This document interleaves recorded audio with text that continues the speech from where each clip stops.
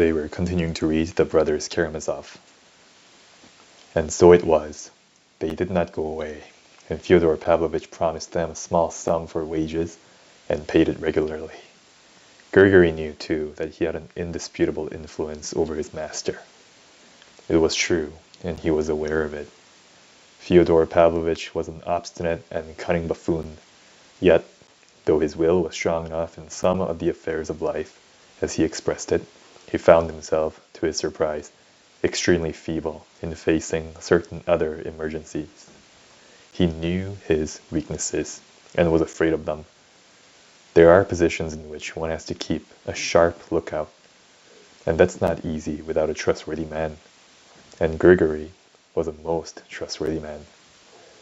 Many times in the course of his life, Fyodor Pavlovitch had only just escaped a sound thrashing through Grigory's intervention, and on each occasion the old servant gave him a good lecture.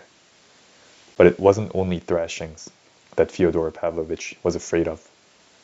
There were graver occasions, and very subtle and complicated ones, when Fyodor Pavlovitch could not have explained the extraordinary craving for someone faithful and devoted, which sometimes unaccountably came upon him all in a moment.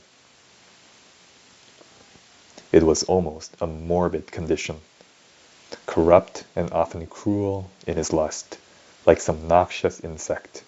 Fyodor Pavlovitch was sometimes, in moments of drunkenness, overcome by superstitious terror and a moral convulsion, which took an almost physical form. "My soul simply quaking in my throat at those times," he used to say. At such moments he liked to feel that there was near at hand, in the lodge, if not in the room, a strong, faithful man, virtuous and unlike himself, who had seen all his debauchery and knew all his secrets, but was ready in his devotion to overlook all that, not to oppose him, above all, not to reproach him or threaten him with anything, either in this world or in the next, and, in case of need, to defend him. From whom? From somebody unknown, but terrible and dangerous.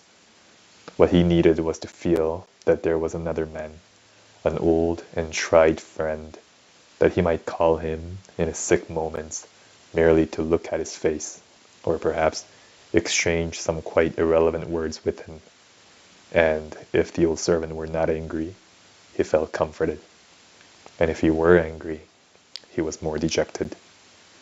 It happened even, very rarely however, that Fyodor Pavlovitch went at night to the lodge to wake Grigory and fetch him for a moment. When the old man came, Fyodor Pavlovitch would begin talking about the most trivial matters, and would soon let him go again, sometimes even with a jest. And after he had gone, Fyodor Pavlovitch would get into bed with a curse, and sleep the sleep of the just.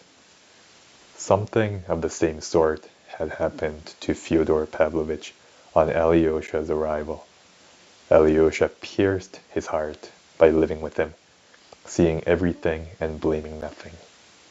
Moreover, Alyosha brought with him something his father had never known before, a complete absence of contempt for him, and an invariable kindness, a perfectly natural, unaffected devotion to the old man who deserved it so little. And this was a complete surprise to the old profligate, who had dropped all family ties. It was a new and surprising experience for him, who had till then loved nothing but evil. When Alyosha had left him, he confessed to himself that he had learned something he had not till then been willing to learn.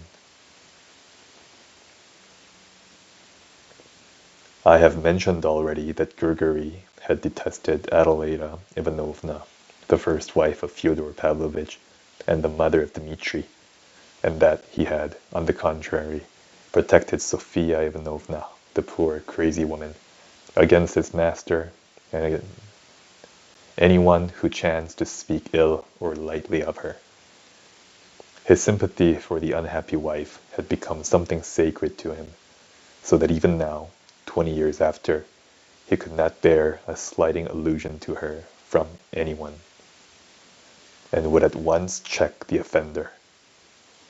Externally, Grigory was cold, dignified, and taciturn, and spoke, weighing his words, without frivolity. It was impossible to tell at first sight whether he loved his meek, obedient wife, but he really did love her, and she knew it.